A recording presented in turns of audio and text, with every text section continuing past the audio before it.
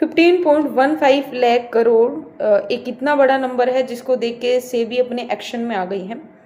Rajesh export से related ये एक कंट्रोवर्सी है जो सिर्फ स्टॉक मार्केट की नहीं, पूरे इंडियन मार्केट की एक बहुत बड़ी कंट्रोवर्सी बन चुकी है।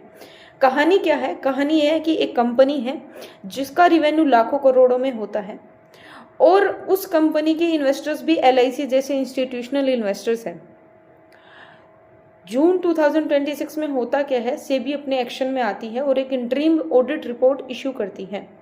अब उस इंटरिम ऑडिट रिपोर्ट में बोला जाता है कि जो राजेश एक्सपोर्ट्स है उसने 15.15 लाख का एक बहुत बड़ा नंबर है रिवेन्यू को मिस रिप्रेजेंट किया है। जो सेबी की इंटरिम रिपोर्ट है उसके अकॉर्डिंग बोला गया है कि उन जो राजेश एक्सपोर्ट है उसकी एक सिस्टर कंसर्न कंपनी है, मींस सब्सिडरी कंपनी है, वेलकम बी स्विस कंपनी है।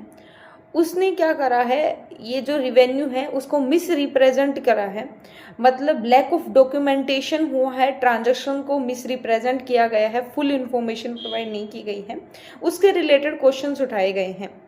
तो सेबी ने राजेश एक्सपोर्ट्स पर एलिगेशंस लगाए हैं और इन्वेस्टिगेशंस बढ़ाई है, जिसके बारे में अभी तक फाइनल ऑर्डर नहीं आया है, फाइनल ऑडिट रिपोर्ट भी नहीं आई है। अब कहानी यहीं ख़त्म नहीं होती। राजेश एक्सपोर्ट्स ने बोला हम नहीं मानते, हमने कोई फ्रॉड नहीं किया है, ये एलिगेशन सरासर गलत है। कैसे? वो बोलते हैं कि जो सेबी है उन्होंने जो फॉरेंसिक ऑडिट करवाई है उसमें जो स्टैंड लोन फाइनेंशियल स्टेटमेंट्स है और जो हमारी कंसोलिडेटेड फाइनेंशियल स्टेटमेंट्स है उसको अलग अलग इंटरप्रेटेट किया है, इसीलिए उनकी जो इंटरप्रिटेशन है वो मिस रिप्रेजेंट को कोज मान रही है, जबकि वैसा है नहीं। तो सवाल ये है, क्या राजेश एक्सपोर्ट्स अपने आप को सही साबित कर पाएगी या फिर गलत हो जाएगा? तो ये अभी तक इसका खुलासा नहीं हुआ है क्योंकि पता नहीं, सेबी अपना एक्शन अभी कंप्लीट करने वाली है, फाइनल रिपोर्ट आई नहीं है, फैसला आया नहीं है, तो सच क्या है वो फाइनल रिपोर्ट आने के बाद ही पता चलेगा।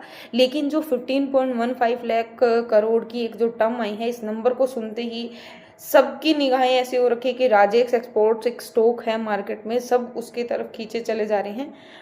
देखते हैं क्या होता है। Be tuned.